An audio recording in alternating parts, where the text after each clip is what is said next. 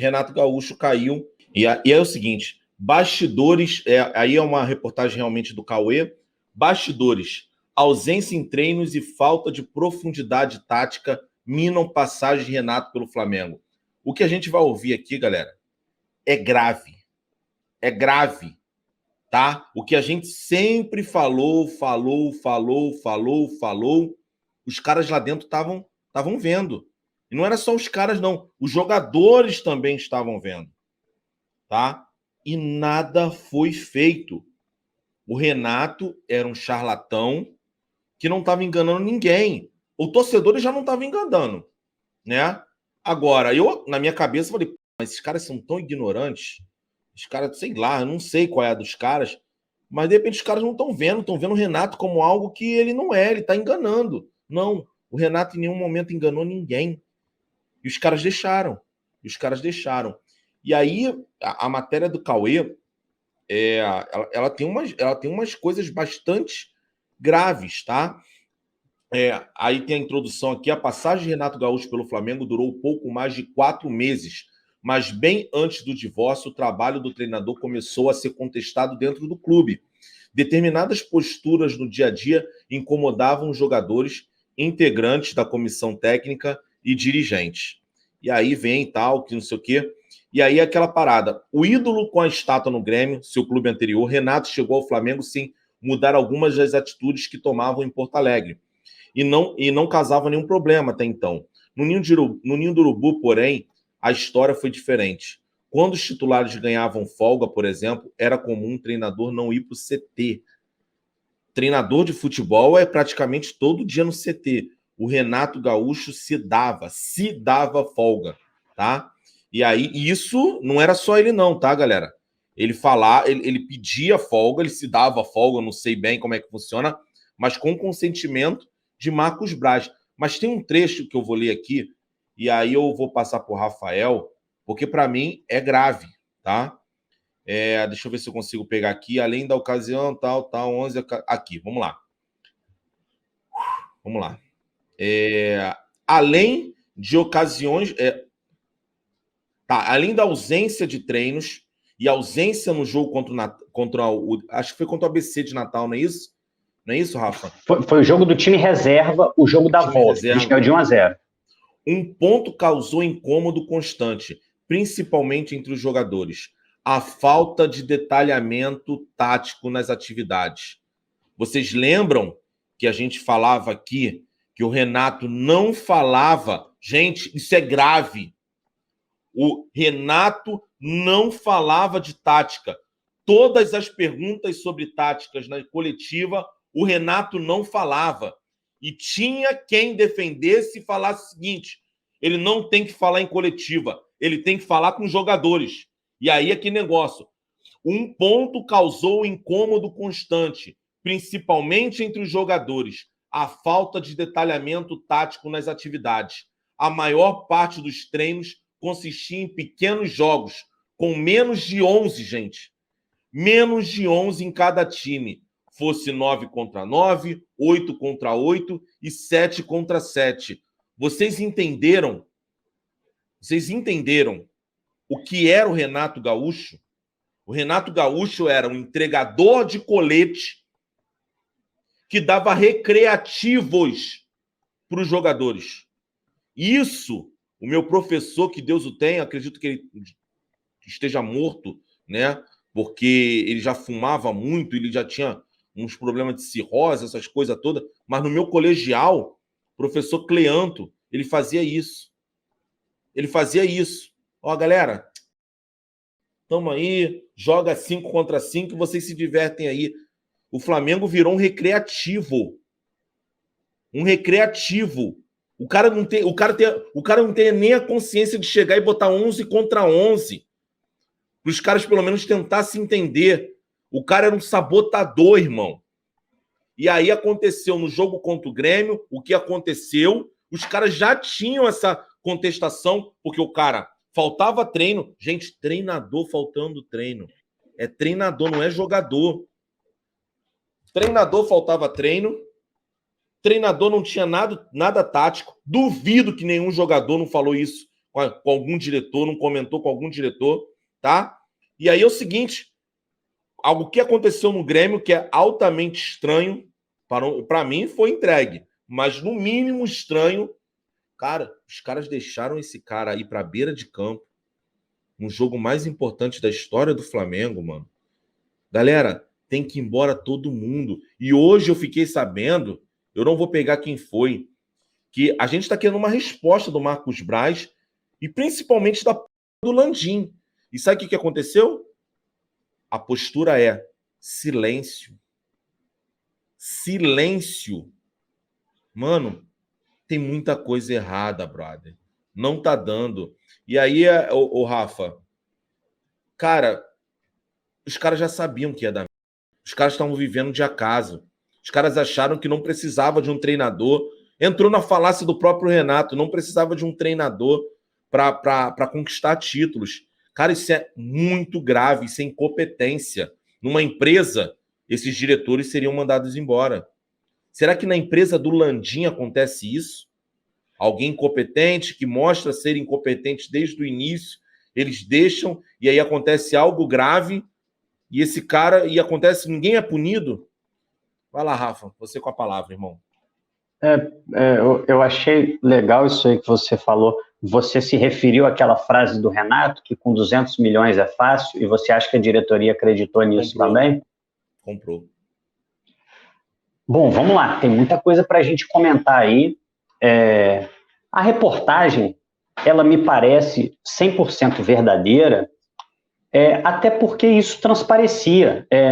Na verdade, essa reportagem confirma algo que era muito visível.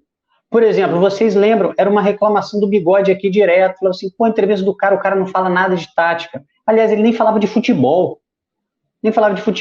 Quando ganhava, fazia uma gracinha, falava de DVD e tal. E isso é sintomático. Lógico, agora é mais fácil a gente perceber depois da tragédia. Mas um apaixonado por futebol, um cara realmente trabalhador do futebol, dificilmente numa entrevista ele vai deixar de falar sobre tática, sobre a construção de um resultado, sobre a construção de uma equipe. E aí agora a gente passa a tentar perceber. Era simplesmente alguém tentando esconder a própria falta de conteúdo. Alguém que confia no seu controle de vestiário, no seu bom relacionamento de jogadores e no grande investimento financeiro que o Flamengo fez. E aí o Bigode falou o seguinte, a diretoria também acreditou que com 200 milhões era fácil. A diretoria acreditou. Então, nós estamos demitindo o treinador que acreditou que com 200 milhões era fácil, mas que não foi competente para conseguir nada. Nada. O Renato, ele não ganhou uma Copa do Brasil, ele não ganhou um Brasileiro e ele não ganhou uma Libertadores. Mas a avaliação da diretoria é igualmente tosca em relação à avaliação do Renato. A incompetência de ambos é a mesma. Está provado. O Renato não tinha inteligência, não tinha humildade suficiente para reconhecer o trabalho de um técnico melhor que ele, que é o Jorge Jesus. E é capaz dele estar saindo do Flamengo agora, exportando a culpa dele para outras pessoas, falando que houve contusão de jogadores. Diga lá, você está liberado. Assim, tem a matéria do Diogo Dantas. Desculpa se eu não sei se é. Acho que é o Diogo Dantas. Em que a matéria. Como é que é o nome? A manchete, né? A manchete da matéria é o seguinte: Renato é demitido após só 40 minutos com a equipe titular. Ele só jogou 40 minutos com a equipe titular. E aí, só te cortando, desculpa, que aí tem a ver com essa parada, é o seguinte, irmão, se alguém me garantir que a equipe titular do Flamengo vai jogar todos os jogos e que todos os jogadores vão estar inteiros, eu sou treinador do Flamengo. E depois da coletiva, ele falou, a equipe só jogou 8 minutos juntas. Não foi 40 minutos, não foi? Não. Depois da coisa, ele falou 8 minutos, não foi? A reportagem do Diogo Dantas, você está certo. Diogo Dantas. E aí, depois da coletiva... Fala em 40 minutos. Na coletiva, ele falou 40 minutos.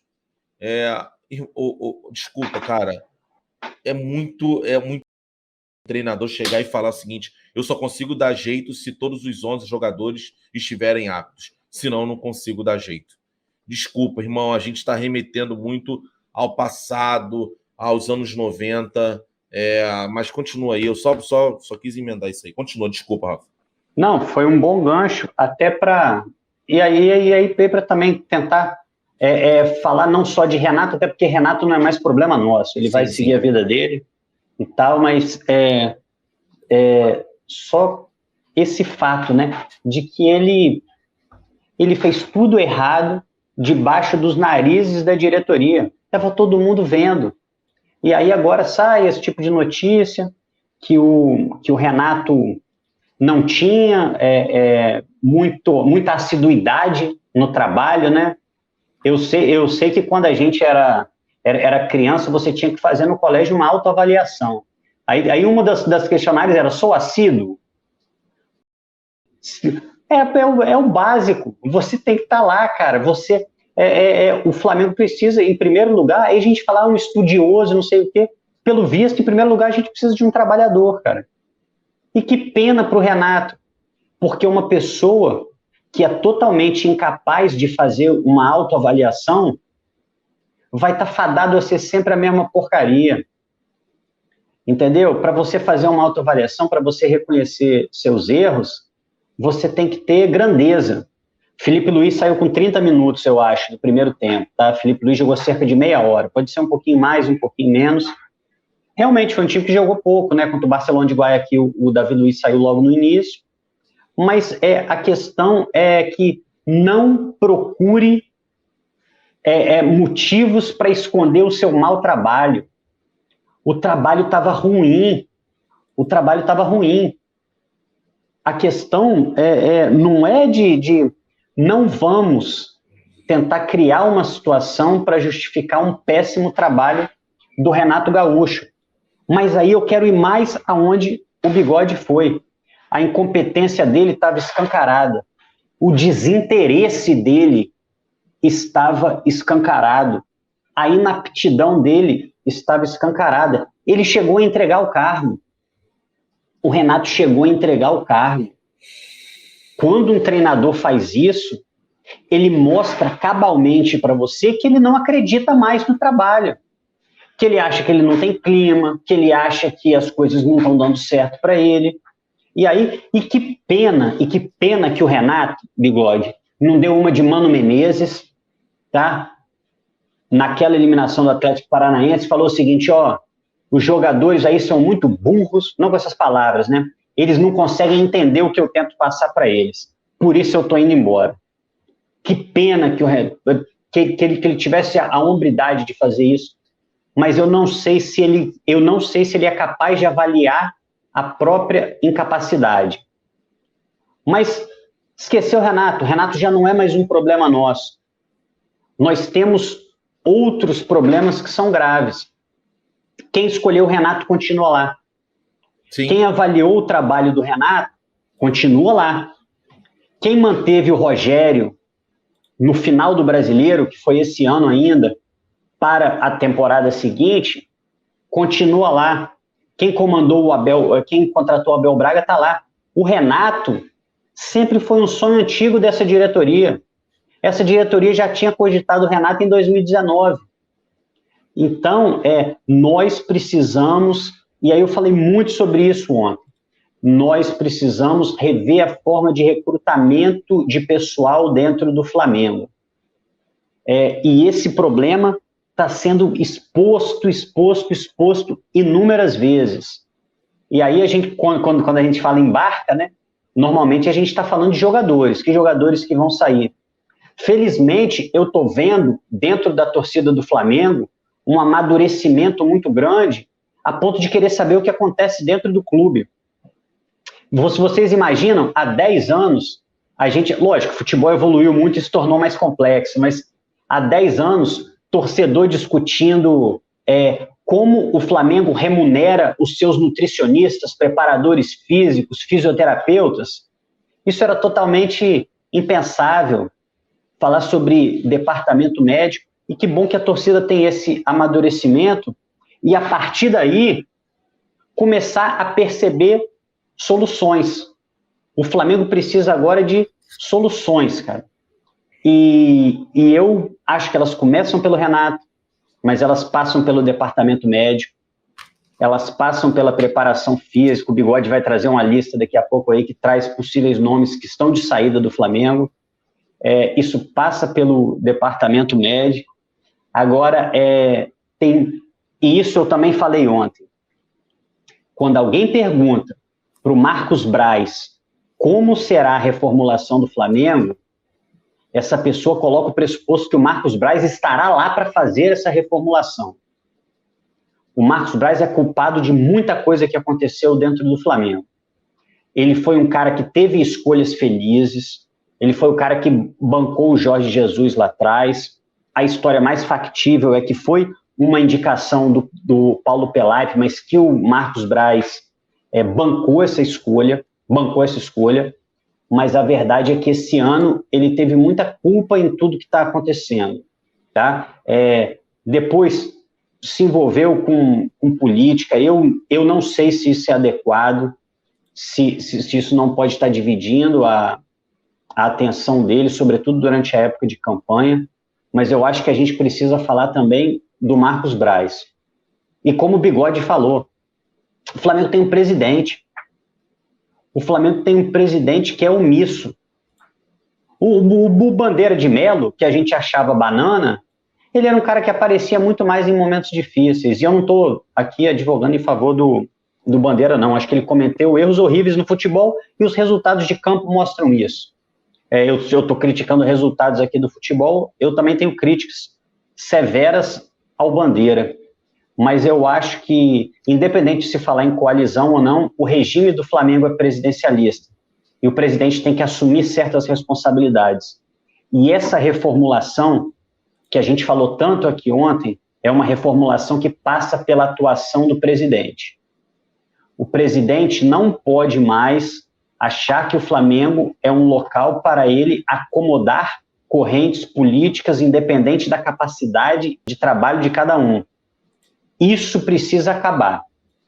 O Flamengo provou que mesmo com 200 milhões não é fácil, com 200 milhões é difícil. Difícil para quem não tem conhecimento suficiente para isso. Então, está na hora do Flamengo fazer uma reformulação muito profunda, muito grande, uma reformulação de métodos, profissionalismo em primeiro lugar, e a partir daí vislumbrar um ano de 22 melhor.